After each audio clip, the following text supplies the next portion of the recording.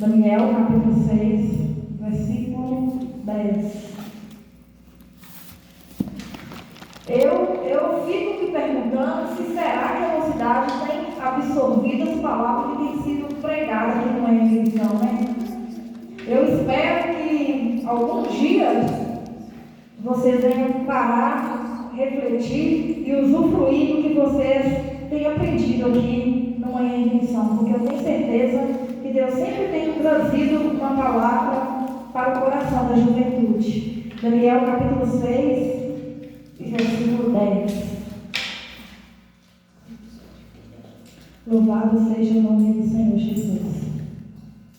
Quem aqui lê a Bíblia todo dia? Todo dia? Quem aqui faz uma oração todo dia? Então tá bom. Quem aqui jejua pelo menos uma vez no mês? Vocês estão lembrando que domingo é o jejum das causas impossíveis, né? É um trabalho da juventude. Pelo menos um domingo no mês vocês têm que jejuar no jejum das causas impossíveis, viu? Tem quantos jovens aqui não são? Você não é batizado nas águas, né? Lohane, porque é menor, agora você também não. Quantos anos você tem? Daqui mais um tempinho você já vai batizar nas águas. Quem aqui é batizado com o Espírito Santo? 1, 2, 3. Só. Gente, nós vamos começar a fazer campanha em busca do batismo com o Espírito Santo, viu? Eu quero ver toda essa juventude aqui batizada com o Espírito Santo. Porque o jovem batizado com o Espírito Santo não dá trabalho na igreja, gente. Porque o próprio Espírito Santo vai orientando ele. Tá bom? Quem achou diz amém? Achou, João? Ajuda, João. Achou? Então vamos ler a palavra do Senhor. Essa palavra de fé.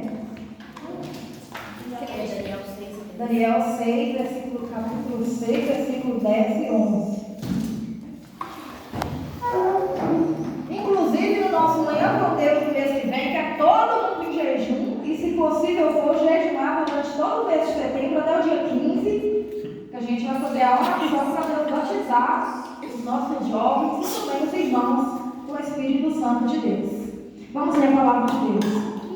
Daniel, pois, quando soube que a escritura estava assinada, entrou em sua casa. Ora, havia no seu quarto janelas abertas da banda de Jerusalém, e 3 vezes no dia se punha de joelhos e orava, e dava graças diante do seu Deus, como também antes costumavam fazer. Então aqueles homens foram juntos e acharam a Daniel orando e suplicando diante do seu Deus. Levanta a tua Bíblia e fala comigo: o Senhor é o meu pastor e nada me faltará. Operando Deus, ninguém impedirá. Assenta, desocupa a tua mão e bate palmas. Para Jesus. Glórias a Deus. Eu passo o mês inteiro orando e pedindo a Deus uma direção para me trazer uma palavra para a juventude. Eu fico perguntando para Deus qual é a necessidade dos nossos jovens de hoje em dia. E quando eu meditava, Deus ele colocou no meu coração mais uma vez para mim estar falando sobre esse tema da oração, cultivando uma vida de oração. Porque a oração, ela transforma a nossa vida. Um jovem que ora é um jovem diferenciado. Um jovem que busca a face do Senhor é um jovem que tem a presença do Espírito Santo de Deus. Por isso eu coloquei o tema desse trabalho de hoje: cultivando uma vida de oração. O que é que eu quis dizer com cultivar? Basta você pensar numa lavoura. Você já não começa uma lavoura colhendo fruto. Primeiro você ara o solo, você prepara o solo, depois você lança a semente, você cuida ali da plantinha desde os seus dias iniciais até que ela cresça e produz frutos. Cultivar uma vida de oração é você começar lá de baixo. Porque não vou dizer para vocês que orar é aquela coisa que você vai como se tivesse que comer uma cesta de chocolate, todo empolgado. Não. Há dias que se você não esforçar e não tirar forças mesa, você não busca a Deus, você não ora. Porque quem que vai parar na hora do dia, depois do trabalho, cansado, ou talvez você deixa de fazer algo ali de lazer para dobrar o joelho e orar? Vamos dizer que não é algo empolgante, mas é algo que produz muito resultado. E nós temos que aprender. Orar é disciplinar a nossa vida, é ter disciplina. É como uma pessoa que ela vai à academia. Vai me falar que fazer academia é uma coisa gostosa? Você vai para a academia, você volta todo quebrado, todo doendo, os músculos tudo doendo, mas mesmo assim as pessoas vão. Por quê? Porque elas criam uma disciplina. Vai me falar que tomar remédio é algo bom? É algo gostoso? Não, não é gostoso, mas é necessário. Se você está doente, ainda que a dipirona é amarga, você precisa tomar, porque é ela que vai curar a sua dor. Então a oração, ela é necessária na vida dos cristãos. Nós vamos ver os discípulos de Jesus, quando eles andavam com Jesus, eles viam Jesus orando, mas eles não sabiam orar. E eles sentiam dentro do coração a necessidade de orar. E eles chegam para Jesus e falam: mestre, ensina-nós a orar, porque João Batista ensina os discípulos deles a orar. E Jesus ali senta e ensina os discípulos a regra da oração, a oração do Pai Nosso. Então talvez eu estou diante de uma juventude e talvez você fale assim: ah, mas eu não sei orar. Talvez você possa começar por aí. Dobra os seus joelhos e comece a falar: Deus, me ensina a orar. Aí você já estará orando, você já estará falando com o Senhor. Aprenda a cultivar a sua vida na oração. Talvez você sabe orar, mas você não tem vontade de orar. E o que eu devo fazer quando eu sei orar, eu sei falar com Deus, eu já aprendi a buscar o Senhor, mas eu não tenho vontade. E porque eu não tenho vontade, eu não tenho orado. Eu não tenho buscado a face do Senhor. O que eu preciso fazer? O primeiro passo, você precisa criar o hábito da leitura da palavra do Senhor. Se você dedicar a sua vida na leitura da palavra, você automaticamente vai sentir desejo de orar. Se você habituar a estudar a palavra do Senhor, a força de orar e a vontade de orar vem junto. Um dia perguntaram para o sábio: o que é mais importante, a oração ou a palavra? O sábio respondeu: é só você perguntar para um pássaro o que é mais importante para ele, a asa direita ou a asa esquerda. Um pássaro com a asa só, ele não consegue voar. Então nesta manhã, se você sabe orar, mas você não tem sentido o desejo no seu coração de orar, você não tem sentido aquela vontade, aquela força, aquele desejo de buscar a Deus, começa a ler a Bíblia todo o dia. Eu não sei por onde eu começo a ler a Bíblia. Se você tem dificuldade de interpretar os textos da palavra, comece pelos evangelhos: Mateus, Marcos, Lucas, João, os livros do Novo Testamento, porque o Novo Testamento é recheado das palavras de Jesus, e as palavras de Jesus são bem simples, são bem acessíveis para todo tipo de pessoa. E ao passo que você for lendo a palavra vai entrando no seu coração e vai te dando força, vontade. De repente você vai estar lendo a palavra e você vai sentir desejo de parar de ler para poder orar, porque a palavra do Senhor, ela queima o nosso coração. Salmos capítulo 39, versículo 3, o salmista Davi, ele disse, eu vou até pegar aqui para me ler para vocês. A palavra do Senhor, ela tem o poder de queimar o nosso coração. Se você nunca teve essa experiência, eu te aconselho a meditar na palavra de Deus, porque essa palavra ela traz uma energia para dentro do nosso coração, que queima o nosso coração. Salmos capítulo 39, vou ler o 2 e vou ler o 3, só para vocês verem o poder que essa palavra tem. Diz assim a palavra do Senhor: Salmos 39, versículos 2 e 3, diz assim: com o silêncio fiquei como mudo, calava-me acerca do bem a minha dor se agravou. Incendeu-se dentro de mim o meu coração. Enquanto eu meditava, se acendeu um fogo. Então falei com a minha língua e disse. Veja, a Bíblia não dá detalhes qual era o bem que Davi se calava a respeito. Mas o coração dele doía por algo, mas ele se calava, ele não falava. E de repente ele começou a meditar. E quando ele começou a meditar, ele fala: incendiou dentro de mim o meu coração e o fogo se acendeu.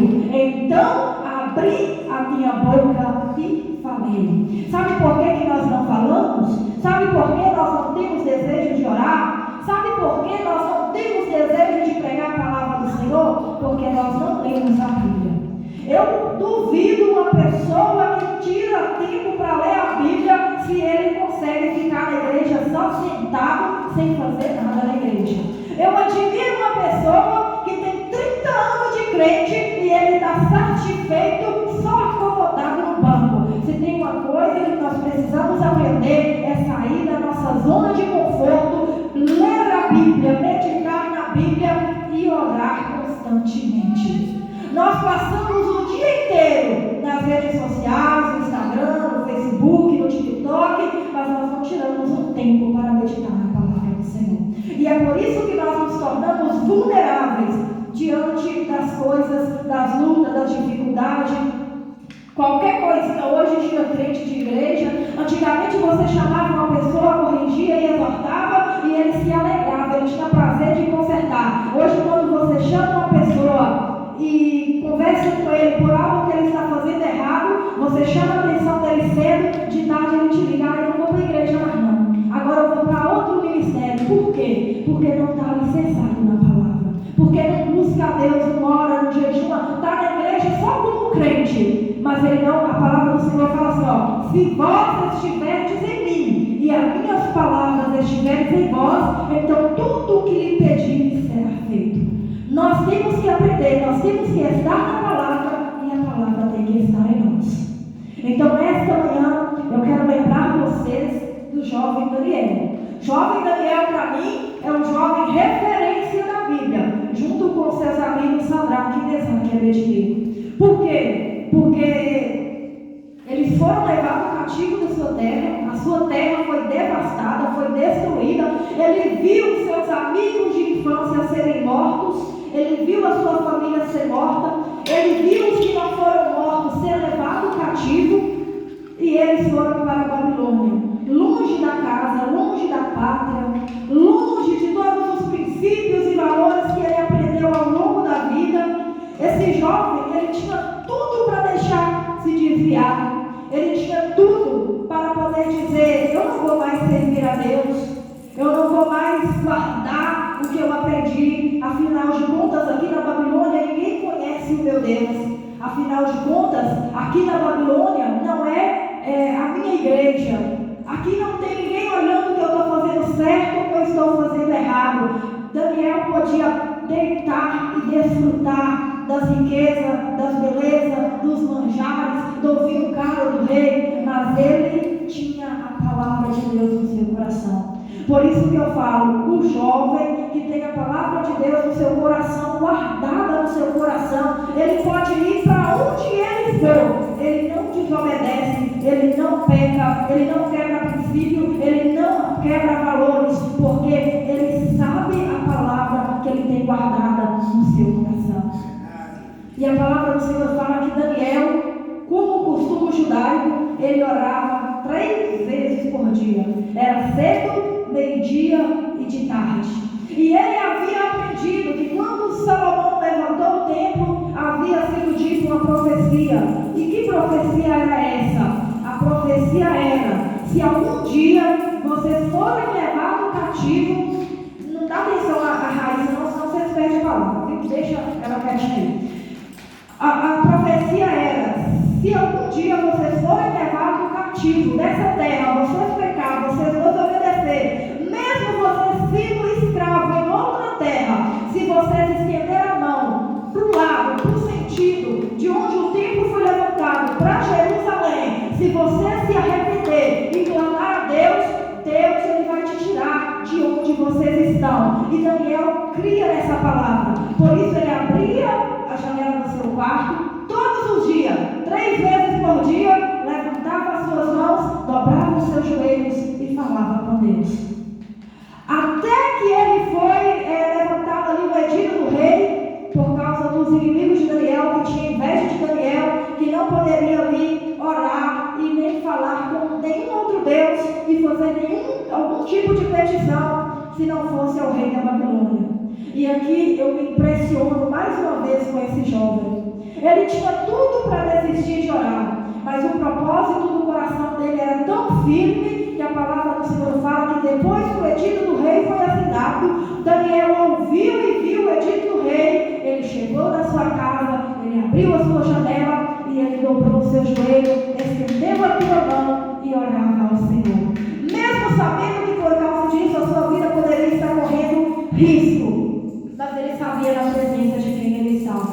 Ele tinha confiança que Deus estava ouvindo a sua oração. Por isso que eu falo com a juventude: aprenda a cultivar uma vida de oração. Ore diante de toda dificuldade que vier sobre a tua vida. Ore, busque ao Senhor. Eu fico me perguntando, nós crescemos, graças a Deus, nessa igreja, nós conhecemos a doutrina, nós conhecemos a palavra, porque queira o adversário ou não, gosta o inimigo ou não, a igreja de Deus agora preocupa com a sua alma, a igreja de Deus agora preocupa com a sua eternidade. É claro que se nós chegasse aqui hoje e falasse assim, aqui todo mundo vai ter oportunidade de qualquer jeito. Se você falar que é dessa igreja, você já vai ter oportunidade. Não precisa renunciar a nada, não precisa abandonar o pecado. Essa igreja não ia caber o povo. Mas eu pergunto para vocês, essas pessoas teriam certeza da vida eterna com Jesus? Então a igreja é uma igreja que, ainda que muitas pessoas falam que a doutrina é muito rígida, porque é uma igreja que preocupa com a sua vida após a morte. Porque depois que nós partirmos dessa terra, nós vamos ter uma alma para prestar conta ao Senhor. Então eu não quero que nenhum de nós que aqui estamos, no dia que partirmos dessa terra, venhamos falar para Deus: eu não conhecia aquela palavra, eu não sabia que tinha que ser assim, porque todo mundo conhece o procedimento e as regras da palavra do Senhor. Ou que nós gostamos de ouvir, ou que nós não gostamos de ouvir, mas essa palavra, ela é o remédio para a nossa alma. É esta palavra, através de Jesus Cristo, que nos conduz à vida eterna. Então, nesta manhã, eu quero que, como Daniel, vocês aprendam a cultivar uma vida de oração. Eu fico me perguntando se em nossos dias levantar-se um edito. Já pensou se na terra levantar-se um edito como levantou lá na Babilônia? Que ninguém mais podia orar, que ninguém mais podia buscar a Deus, que ninguém podia mais ir à igreja. Eu fico me perguntando quem seria os Daniel de hoje em dia. Se hoje muitas pessoas só obedecem se for na marra, as pessoas só vão na igreja se você insistir com elas para ir na igreja. Imagina se vier uma lei que fala assim: a partir de hoje, quem falar que é crente vai ser morto. Eu fico me perguntando quantos jovens Daniel teria no dia de hoje. Quantos jovens como Daniel teria que, mesmo que a tua vida fosse colocada em risco, eles guardariam a palavra que aprendeu do Senhor. Eu fico meditando nessa palavra e eu vejo Daniel, ele foi parar na cova dos leões porque pecou? Não, porque ele orava 3 vezes por dia. Mas lá na cova, o Senhor Jesus enviou o teu anjo e fechou a boca do leão. Porque quem ora é guardado pelo próprio Deus. Aprendam a isso. Se vocês cultivar uma vida de oração com Deus, a mão do próprio Deus te guardará e te livrará de qualquer situação. Eu acredito que vocês já viram aquela frase que fala de John Knox. Ela orava de 4 a 6 horas por dia, e a rainha da Inglaterra falou que tinha mais medo da oração dele do que de 10.000 soldados armados. Agora eu paro e fico meditando na palavra do Senhor. O meu anseio hoje, a sede do meu coração, é Deus levantar uma geração que ora. Não é de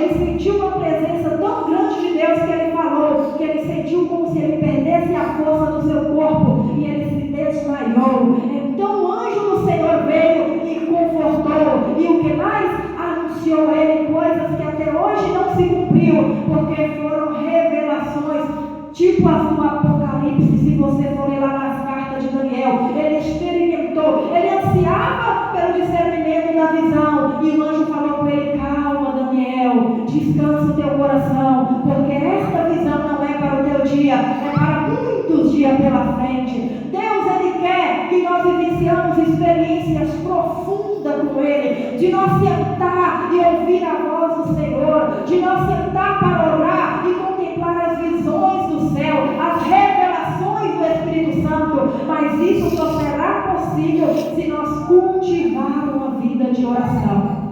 Se nós não aprender a ler a Bíblia, se nós não aprender a meditar na palavra, se nós não aprender a orar e a buscar a Deus todos os dias, diurnamente, dia e noite, nós não vamos ter experiência com o Senhor.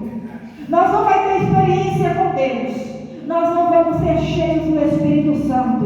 Nós nunca vamos estar dispostos a ser missionários na casa do Senhor. Mas se você aprender a orar, se você aprender a ler essa Bíblia, daqui uns dias vocês vão estar atrás de mim e pedir oportunidade para pregar. Hoje eu estou insistindo com a juventude: prega. Por quê? Porque está faltando oração e está faltando leitura da palavra. Eu falo que você quer saber o termômetro espiritual na sua igreja, é só você começar por aí. Você sabe quem é a Bíblia, você sabe quem ora, só pela disposição dele na obra. Só pela disposição, no anseio. Sabe a pessoa que está cheia de Deus, ele quer ajudar em tudo.